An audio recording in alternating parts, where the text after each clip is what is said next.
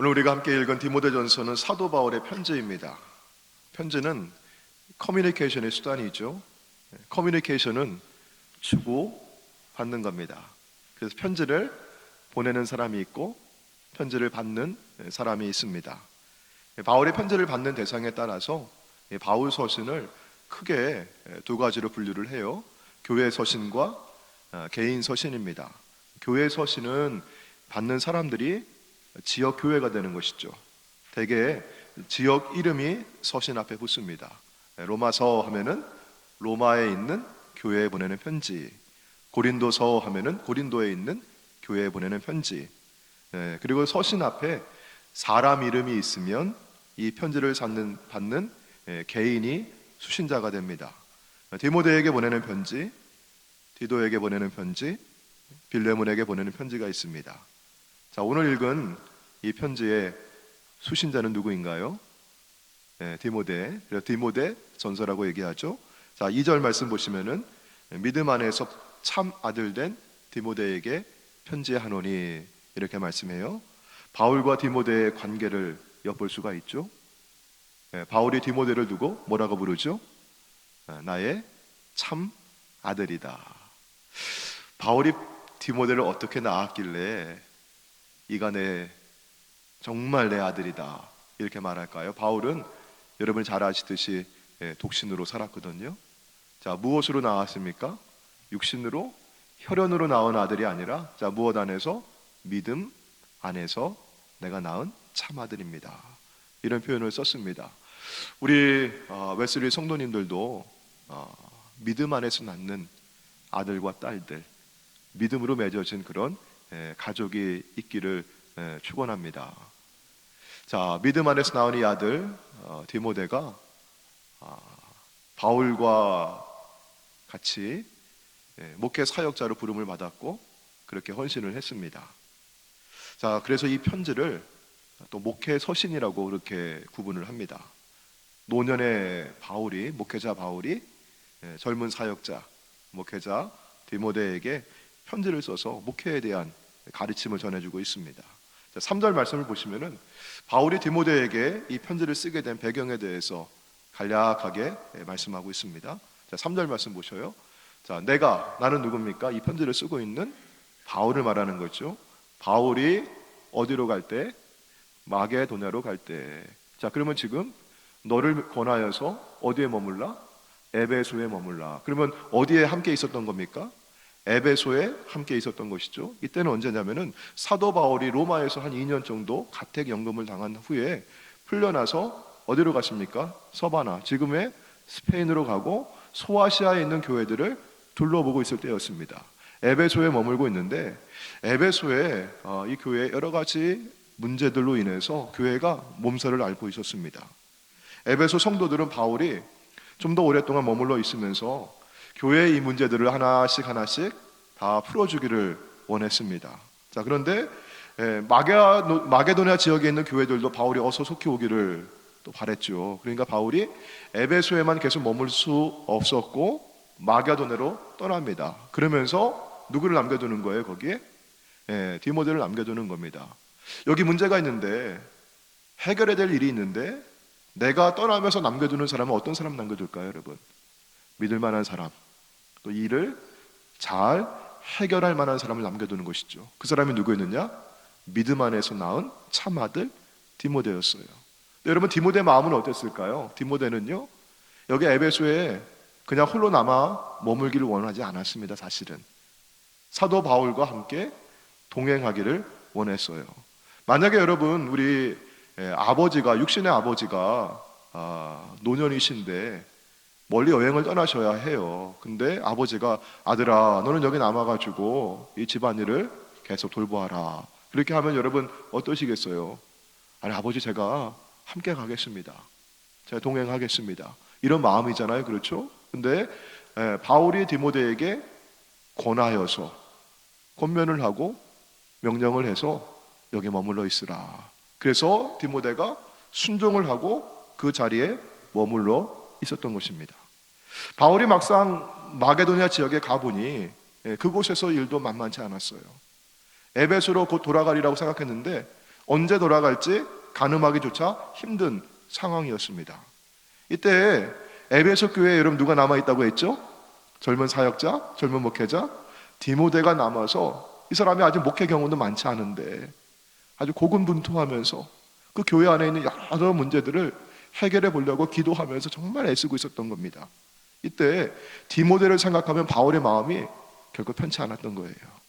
안타까운 심정을 담아서 디모데에게 써서 보낸 편지가 디모데 전서입니다. 만약 젊은 후배 목회자가 어려운 교회에서 애쓰고 수고하고 고생하고 있으면 이런 선배 목사님 마음이 어떠시겠어요? 감옥의 목사 생각하면 마음이 참 안타까워 하면서 그 사역자를 위해서 기도하고 또 만날 때마다 권면해주고 격려해주고 축복해주는 게 또 우리 선배 목사님들의 그런 마음이고 모습이죠. 당시에 에베소 교회가 여러 가지 문제가 많이 있었다고 했는데요, 이런 문제의 현상들은 굉장히 많이 있어도요, 그 문제의 본질, 뿌리, 밑바탕이 되는 문제는요 몇 가지예요. 보면은요, 자, 에베소 교회에 많은 문제가 있었는데 그 본질이 되고 밑바탕이 되는 문제는 무엇이었을까? 자, 3절 말씀에서 여기 보시듯이 여러분 어떠한 사람들이 있었습니까? 다른 교훈을 가르치는 사람들이 있었습니다. 바울이 전한 복음과는 뭔가 다른 교훈을 전파하는 사람들이 이 교회 안에 들어와 있었던 것이죠. 두 가지 부류가 있었습니다. 자, 4절 말씀 보도록 할게요. 자, 여기 노란색 글씨 보시면은요, 무엇인가 아주 몰두하는 사람들이 있었어요. 이게 중요하다고, 이거 반드시 있어야 된다고. 여러분 뭐였습니까? 첫 번째는 신화, 두 번째는 끝없는 족보. 여러분 신화는 누가 좋아하고 누가 몰두했던 것이었을까요? 헬라 사람들이. 그래서 여러분 그리스, 로마, 신화 이런 게 있잖아요. 자, 족보는 누가 좋아하는 것이었을까요? 유대인들이. 자, 그러면 신화에 몰두하는 것, 족보에 몰두하는 것, 이게 뭐가 문제가 되는 것입니까? 여러분 이게 왜 문제가 되냐면요, 신화에 몰두하는 것은 그 당시 헬라 사람들 사이 유행했던 영지주의에 영향을 받았던 이단을 말하는 것입니다. 끝없는 족보에 몰두하는 것은 유대교 율법주의를 말하는 것입니다. 신화에 몰두하는 영지주의 이단은, 여러분 거기 제가 영지라고 하는 말을 한자로 써놨잖아요. 신비하고 비밀스러운 지식, 영지를 통해서 사람이 구원을 받는다고 하는 가르침이 있죠. 비밀스러운 영적인 지혜를 추구한다고 하는 이들 영지주의자들, 헬라에 여러분 뭐가 유행했습니까? 뭐가 흥황했습니까? 필라소피, 지혜를 사랑하는 철학이죠. 영지주의는요, 한 단계 더 나아가서 뭔가 신비하고 비밀스러운 지혜가 있다고 하는 거예요. 그걸 깨닫게 되면, 그걸 얻게 되면 구원을 받을 수 있다고 하는 것입니다. 자, 이들은 영과 육을 아주 철저하게 구분을 했습니다. 그러면 여러분 영지주의는 신비하고 영적인 것을 몰두하는 사람들은 영은 어떻게 생각해요? 영은 좋은 것, 영은 아름다운 것, 영은 깨끗한 것. 반면에 여러분 육은 어떻게 이해할까요? 이 영을 가두고 있는 감옥, 육체는 더럽고 악하고 무익한 것이라고 이해를 했습니다. 그래서 영지주의 이단은 예수님의 성육신과 인성을 부인했습니다. 아니, 하나님께서, 지구의 선이신 하나님께서 어떻게 이 더럽고 추한 인간의 몸을 입고 오실 수 있는가? 그걸 거부했어요. 또 윤리적으로는요, 양극단으로 흘러갑니다. 영지주의는 한쪽에서는 극단적인 금욕주의입니다. 왜? 육을 좋게 하는 것은 그건 해로운 거예요. 영을 점점 더 억압하는 거예요. 그래서 여러분이 좋은 음식을 먹고 맛있는 음식을 드시면서 오늘 배부르다, 참 좋다, 이건 뭐예요? 그 사람들에게 볼 때는요, 좋지 않은 거예요. 또 한편으로는 어디로 올라가게 됐습니까? 아주 곱비 뿔린 망아지처럼 아주 지나친 쾌락주의로 흘러가는 겁니다. 왜냐하면 영이 소중한 것이지, 영이 중요한 것이지, 이 영을 가지고 있는 이 육체는 아무것도 아니야. 육체를 가지고 무슨 죄를 짓던, 육체를 가지고 어떤 행위를 하던 그건 상관이 없어. 그러면서 어떻게? 육체의 쾌락 아무거나 다 하는 거예요. 그래서 여러분 이 사람들의 목표는 뭐였느냐? 영을 가지고 있는 이 육체로부터 뭐 하고 싶어요? 탈옥하고 싶어 했어요. 나가고 싶어 했어요. 벗어나고 싶어 했어요. 그래서 극단적으로 선택했던 방법이 자살이었습니다. 영지주의는 초대교회 시절에만 유행했던 것이 아니라 오늘날에 이르기까지 많은 이단들이 영지주의의 영향을 받아 있습니다. 뉴에이지 운동이 대표적입니다. 현대 영지주의의 한 부류였던 헤븐스 게이트라고 하는 이들이 있었습니다. 이름은 되게 좋아요. 헤븐스 게이트, 천국의 문. 근데 이 사람들이 신봉했던 것은 뭐냐면은 UFO 신봉자들이었어요. UFO가 저 외계로부터 신비하고 영적인 구원의 지식을 우리에게 전해준다고 여겼어요. 띠리리리리리 뭐 전파를 발상해가지고 이렇게 UFO를 통해서, 외계인을 통해서 구원의 신비가 전해진다고 여겼던 거예요. 이 구원의 지식을 따라서 이걸 받아가지고 이 지구를 탈출해서 다른 세계, 외계, 천국 가는 게 목표였어요. 결과 이들이 선택했던 방식이 뭐였느냐? 집단, 음독, 자살이었습니다. 윤리적으로 결코 건전하지 못합니다. 또 다른 무리가 여러분 누구였죠? 자, 한쪽에서는 신화를 몰두하고 한쪽에서 뭘 몰두했어요? 끝없는 족보, 유대교 율법주의였어요. 다시 유대교의 전통과 율법으로 돌아가자고 하는 가르침입니다. 왜 이렇게 얘기할까요? 예수님도 유대인이셨어.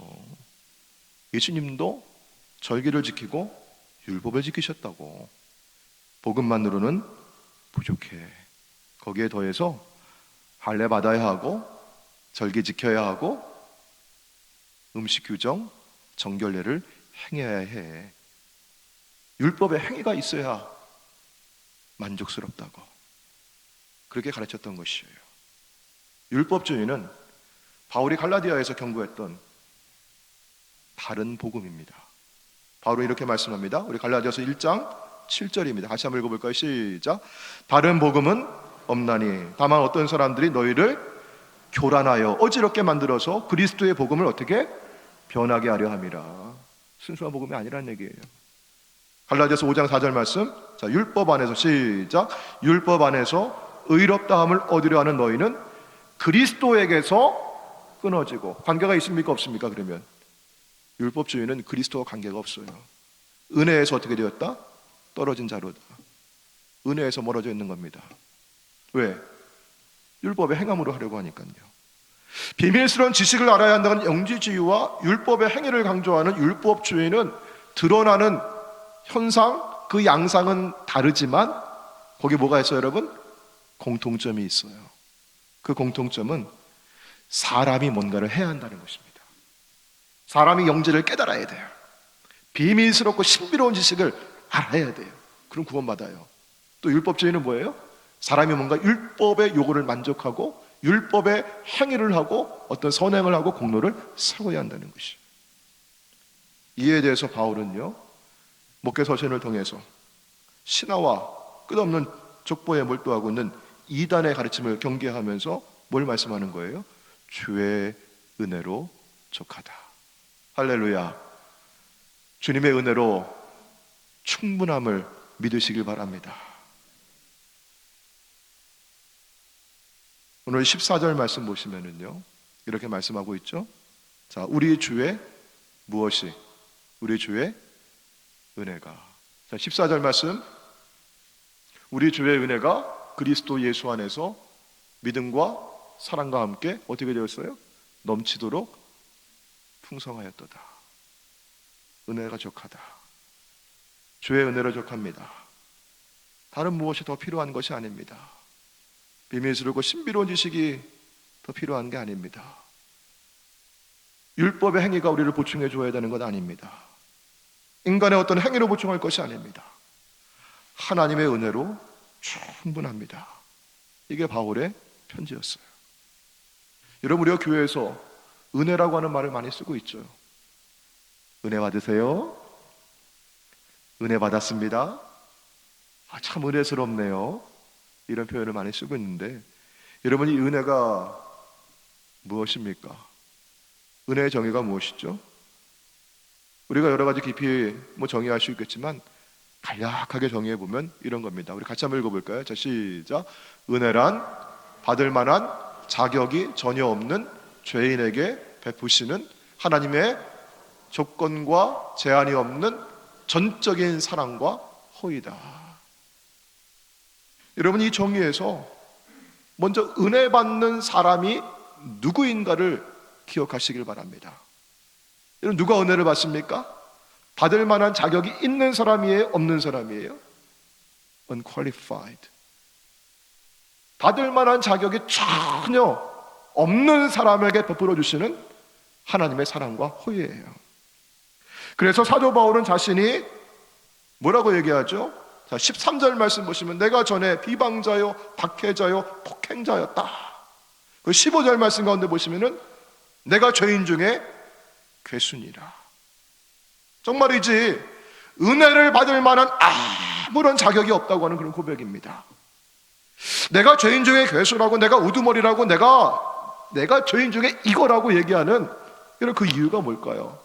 바울이 전에 비방자였고 박해자였고 폭행자였기 때문에 얼마나 비방을 했길래, 얼마나 방해를 했길래, 얼마나 폭행을 했길래 그가 행했던 어떤 행위 때문에 이렇게 말하는 것이었을까요? 그렇지 않아요. 사도 바울은 고백했듯이 그는 바리새인 중에 바리새인이고 율법의 의로는 흠이 없는 사람이었습니다. 우리가 생각하는 선에서 바울은 매우 종교적인 사람이었고 윤리적인 사람이었고 인격적인 사람이었을 것입니다. 여러분, 그런데 바울은 왜 자신이 내가 죄인 중에 우두머리라고, 나만한 죄인이 없다고 그렇게 말하고 있을까요? 사람들이 보통 죄라고 여기는 것들은 여러분 무엇이죠? 거짓말 많이 하면은 나가서 맨날 싸우고 폭행하고 심지어 사람 목숨 해하고 살인하고 욕하고 도둑질하고 속이고 사기치면 여러분 이런 거 죄인이라고 죄라고 생각합니다. 세상의 법을 어기는 것이죠. 물론 이것들이 도덕적이고 윤리적으로 받아들일 수 없는, 용납할 수 없는 옳지 않은 행동들입니다. 그렇지만 성경이 말하는 죄는 그런 정도의 수준을 넘어서는 것이에요. 보다 더 본질적이고 뿌리에 가까운 것입니다. 우리가 흔히 죄라고 얘기하는 것들, 뭐 사기치고 속이고 거짓말하고 때리고 싸우고 폭력을 행하는 것들은 죄의 행위이고 결과입니다. 사과나무에서 이런 무슨 열매를 맺죠? 사과 열매 맺고, 배나무에서 배 열매 맺듯이 죄나무가 있다고 한다면 여러분 그 죄나무에서 어떤 열매를 맺을까요? 죄란 열매를 맺습니다. 그래서 성경에서는 죄를 지었다라고, 농사 지을 때 쓰는 말이죠. 농사 지었다, 죄를 지었다라고 얘기하는 것입니다. 죄나무가 있어요. 가지를 잘라냈습니다. 밑둥을 잘라냈습니다. 다 해결됐겠구나, 우리는 그렇게 생각을 해요. 그런데 여러분 어때요? 죄나무에 뿌리가 남아있다고 한다면 시간이 지나면 어느 땐가 다시 그 밑둥에서 줄기가 뻗어 올라올 것이고 가지가 뻗어갈 것이고 죄의 열매를 맺을 것입니다. 엄밀히 말하면 죄를 지어서 죄인이 아니라 죄인이기 때문에 죄를 짓는 겁니다. 성경이 말씀하는 죄는 무엇일까? 여러분 잘 아시고 존경하는 성 어거스틴이 이런 말을 했어요. 악이 무엇입니까? 물어보니까 악은 선의 결핍이다. 악은 선이 충분하지 못하고 선이 모자란 거예요. 선이 부족한 거예요. 저는 이 표현을 제가 좀 빌려가지고 이렇게 한번 바꿔보도록 할게요. 누군가 물어보는 거예요. 목사님, 죄가 무엇입니까? 그럼 저는 이렇게 대답을 할게요.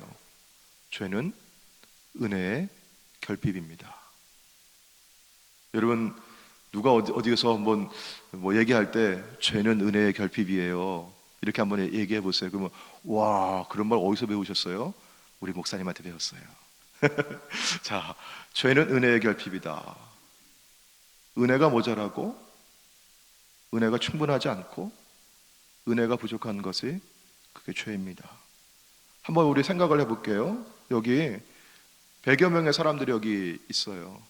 우리가 한 100여 명 저기 모여 있다고 한번 생각을 해보셔요. 그리고 우리가 지금 사막을 횡단하는 여행을 시작을 했습니다. 여러분 뭘 준비하겠습니까? 뭐 양식도 싸가지고 갈 테고, 또 제일 여러분 중요한 거 뭐 가지고 가겠어요? 물을 준비해 가겠죠. 그런데 여러분, 사막을 횡단하면서 더우니까 물을 자주 마실 거 아니에요? 아끼고 아꼈는데도 물이 다 떨어졌어요. 물이 다 떨어졌어요. 모두가 다 목말라 죽을 지경이에요. 이때 물을 발견했어요. 근데 여러분, 그 물이 100명이 몇 날 며칠을 거기 앉아가지고 풍성하게 먹을 수 있는 아주 큰 오아시스를 발견한 거예요. 그러면 여러분 어떻게 하겠습니까, 여러분? 그럴 때는요, 얼마나 인심이 좋은지 먼저 가서 드세요. 양보하고 막 떠다가 막 주고 그럴 거예요. 그런데 여러분, 만약에 물을 발견했는데 몇 사람이 몇 번 먹을 수밖에 없는 조그만 물을 발견한 거예요. 여러분, 이때 대다수 사람들은 어떻게 행동하고 반응하겠습니까? 그 물을 향해서 막 뛰어들 겁니다. 서로 밀쳐낼 겁니다. 앞에 있는 사람 어떻게 해요? 끄집어내고 주먹으로 때리고 눕히고 내가 가서 먼저 그 물을 마시려고 할 거예요. 물 마셔야만 사는 거니까. 만약에 나 혼자 그 물을 발견했다고 한번 생각해 보셔요. 여러분 어떻게 하실 거예요? 여기 물이 있다고 사람들에게 다 알려주고 사람들 불러다가 그 물 금방 마시게 하고 다 없어지게 할 겁니까? 아니면 숨겨두고 감춰두고 나 혼자만 마시겠습니까? 이게 인간 본성이에요. 우리가 지금 살아가는 세상을 살아가는 방식과 많이 비슷하죠. 사람들의 이런 행동을 보통 죄라고 얘기해요. 서로 성경에 말하는 죄는요, 근데 서로 밀치고 싸우고 서로 막 몰래 숨겨두고 사기치고 없는 것처럼 행동하고, 그것 자체가 죄라기보다는 그거 이전에 이런 뭐가 죄라고 하는 거예요? 성경에 말하는 죄는요, 물이 없는 게 죄예요. 물이 없는 게 죄예요. 은혜가 없는 것이, 은혜가 없는 그 상태가 성경이 말하는 죄입니다. 자, 이런 의미에서 본다면 은혜가 없는 곳에, 은혜는 어디에 임한다고 했습니까? 은혜는 누구에게 임한다고 했습니까, 여러분? 자격이 없는 누구에게 임한다고 했어요? 죄인에게 임한다고 했어요. 그러니까 그 죄인에 뭐가 없어요? 은혜가 없어요. 은혜가 없는 곳에 머물고 있는 그 죄인에게 부어주시는 하나님의 전적인 제한이 없는, 조건이 없는 사랑과 호의가 은혜입니다. 그리고 이 은혜는 넘치도록 풍성하다는 것을 믿으시기 바랍니다. 하나님의 은혜는 먼저 누구에게 임할까요, 여러분? 예수 그리스도. 오늘 성경에 있는 말씀 보니까 누구에게 먼저 올까요? 하나님의 은혜는요, 사도 바울이. 죄인 중에 누구니까 이 사람이? 괴수니까. 제일 앞에 머리니까. 여러분, 누가 제일 먼저 은혜를 받는다고 해요? 자기가 먼저 은혜 받고, 그래서 죄인 중에 내가 제일 이건데 내가 은혜 받았으니까 하나님께서 나를 이렇게 오래 참아주시고 나에게 이렇게 은혜를 베풀어 주시고 긍휼을 베풀어 주시는 것이 내 뒤에 있는 사람들에게 뭐가 되는 거예요? 그게 본이 되는 것이다. 저 사람도 저렇게 은혜를 받는군요. 이야, 저 사람도 저렇게 은혜를 받아 살아나는군요. 이게 본이 된다고 했어요. 사랑하는 성도 여러분, 오늘 15절에 있는 말씀 보시면요, 이렇게 말씀하고 있어요. 미쁘다, 신실하다, 모든 사람이 받을 만한 이 말이요. 여러분, 모든 사람이라고 했어요. 몇 사람이 아니에요. 나 혼자만이 아닙니다. 모든 사람에게. 노란색 글씨 같이 한번 읽어볼까요? 시작. 그리스도 예수께서 죄인을 구원하시려고 세상에 임하셨다. 할렐루야. 여러분, 이게 복음입니다. 이게 은혜입니다. 이 은혜가 누구에게 먼저? 죄인 중에 괴수인 바울에게, 그리고 그를 통해서 성도들에게, 교회에, 오늘 우리에게도. 하나님의 은혜가 차고 넘쳐 흘러간다고 하는 이 이미지를 우리는 에스겔서에서 보게 됩니다. 에스겔의 환상 중에 보았던 장면입니다. 자, 에스겔 47장 1절 말씀 보시면요, 그가 나를 데리고 어디에 이르니? 성전 문에 이르시니. 성전의 앞면이, 자, 여러분 이 방향을 유념해서 한번 기억해 두시기 바라요. 이 성전의 앞면이 어느 쪽으로 향해 있습니까? 동쪽으로 향해 있고, 그 문지방에서부터 뭐가 흘러나와요? 거기에 물이 나와서 어디로 흘러가요? 동쪽으로 흘러가는 것이. 이런 성전은 어디예요? 하나님의 집이에요. 하나님의 보좌가 있는 것이고 하나님의 임재가 있는 것입니다. 여러분, 물은 뭘 의미할까요? 그러면요, 물은 하나님의, 여기서는 하나님의 은혜를 의미하는 것인데요, 물은 하나님의 은혜를 의미하기도 하고 또 동시에 인간의 수고를 의미할 수도 있어요. 아까 우리 사막에 여행했던 거 다시 한번 기억해 보시면은요, 여러분, 이렇게 사막을 여행하면서 물이 없는데, 여러분, 내가 파지도 않았는데 오아시스를 발견했어요. 내가 어떻게 뭐 하지도 않았는데 하늘에서 막 비가 내려가지고 시원하게 물을 마셨어요. 여러분, 이게 뭡니까? 하나님의 은혜예요. 근데 여러분, 하늘에서 비도 안 오고 오아시스도 발견하지 못하고, 그러면 여러분 어떻게 하겠습니까?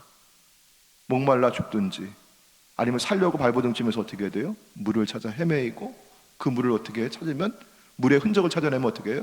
땅을 파는 인간의 수고를 해야 돼요. 물이 없는 것은 은혜가 없는 것입니다. 누가복음 11장 24절 말씀 가운데 더러운 귀신이 사람에게서 나갔어요. 근데 이 귀신이 막 다니면서 쉬기를 구해요. 어디서 쉬기를 원합니까? 물 없는 곳을 다니며 쉬기를 구하는 겁니다. 은혜가 없는 곳에, 귀신은 은혜가 없는 곳을 찾아다니는 것이에요. 에스겔이 보았던 환상 중에 성전 문제방에서 물이 흘러나옵니다.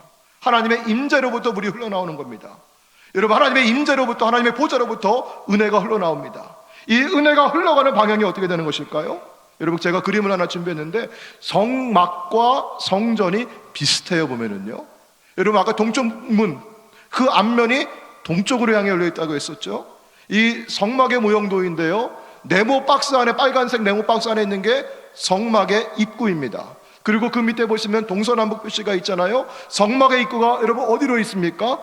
동쪽으로 있어요. 동쪽으로. 왜 이렇게 되어 있을까? 왜 동쪽일까? 어떤 분들은 이렇게 이해를 합니다. 예배 드리고 나서 은혜 받고 나가면 동쪽에서 아침에 태양이 쫙 떠오르듯이 희망차게 나아가는 것이다, 그렇게 보기도 해요. 성경적인 의미는 그렇지 않습니다. 일관된 성경적인 의미가 있어요. 창세기 3장 24절 말씀 가운데 죄 지은 사람이 에덴 동산에서 쫓겨남을 당해요. 여러분, 하나님께서 어느 방향으로 쫓아내셨습니까? 에덴 동산 동쪽으로. 그래서 거기에다가 구릅과 두루 도는 칼을 두어서 생명나무의 길을 지키게 하셨습니다. 자, 창세기 4장 16절 말씀 가운데 동생을 죽인 가인이 여호와 앞을 떠납니다. 하나님의 임재를 떠나는 거예요, 이 사람이. 자, 하나님 앞을 떠나서 그가 간 방향이 어느 쪽입니까? 에덴 동쪽이에요. 그 에덴 동쪽이 놋 땅입니다. 놋은 유리하다, 방황하다는 뜻을 가지고 있어요. 하나님을 떠난 인간이 유리하며 방황하며 살아가는 세상이에요, 거기가. 창세기 12장 8절 말씀 가운데 보시면 아브라함이 가나안 땅에 들어와서 이동하는 경로 중에 일부입니다. 자, 여기 베델이 있어요. 베델은 여러분 그 뜻이 뭡니까? 벳은 집이라고 하는 뜻이고 엘은 하나님, 하나님의 집이 여기 있는 거예요, 베델이. 이 베델에서 어디로 옮겼습니까? 베델? 동쪽으로 옮겼어요. 동쪽으로. 자, 그러니까 이제 내가 옮긴 곳에서 베델을 보면 어느 쪽입니까? 서쪽에 있고, 동쪽을 보니까 뭐가 있어요? 거기에 아이라고 하는 곳이 있어요. 아이는 폐허덤이라고 하는 뜻입니다.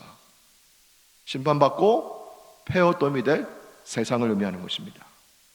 에스겔의 환상에서 성전 문지방에서 나온 물은 동쪽을 향해 흘러갑니다. 성경에서 이 동쪽이라고 하는 것은 세상을 의미하는 것입니다.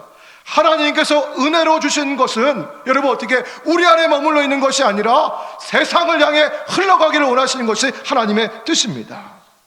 성전에서 은혜가 나오는 것이고, 은혜는 세상을 향해 흘러갑니다. 그리고 그 흘러가는 곳마다 죽었던 것이 되살아나는 생명의 역사가 일어납니다. 그래서 에스겔 47장 8절 말씀 가운데 이 물이 동쪽으로 향하여 흘러가고, 아라바 골짜기 깊은 곳, 그걸 지나서 죽었던 바다에 이르렀을 때, 여러분 그 바다가 뭐예요? 살해잖아요. 죽은 바다예요. 그 바다에 이르렀을 때 그 물이 되살아나리라. 9절 말씀에는요, 이 강물이 이르는 곳마다 번성하는 모든 생물이 살아나는 것이고, 고기가 심이 많아질 것이고, 바닷물이 되살아날 것이고, 각처의 모든 것이 살 것이라. 사랑하는 성도 여러분, 이거는 에스겔이 본 환상만은 아닙니다. 사도 요한이 밤모섬에 유배되어 있을 때 하나님께로부터 오는 계시를 보았어요. 천국의 생명수 강을 보았습니다.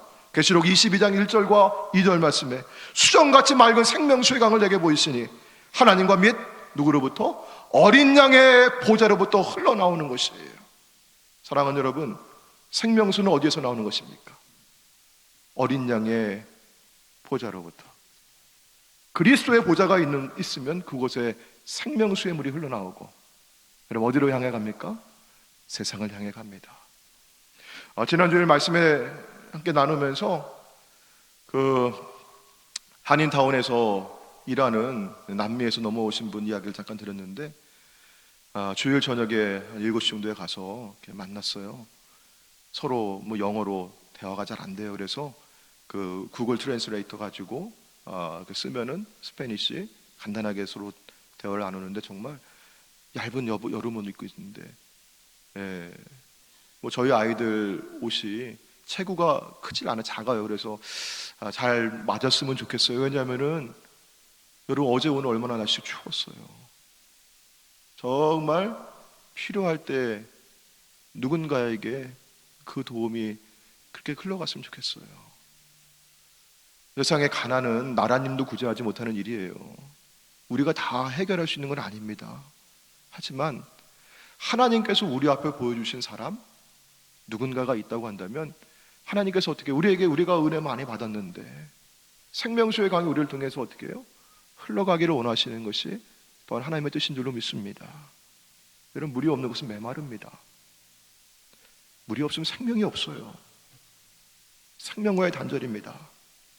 물이 없어 목말라 하는 것은 당연하고요, 또 물을 마시려고 어떻게 발버둥 치고 싸우려는 것도 당연합니다. 생명이 없으면 그걸 살려보려고 어떻게 해요? 살려보려고 막 애를 쓰고 온갖 노력을 다 하잖아요. 어떤 사람은 돈이면 살릴 줄 알아요. 돈이 있으면 내가 기가 살지, 내 돈이 있는데 내가 어깨에 힘 들어가지, 그렇게 여기고 돈 벌려고 다 애를 씁니다.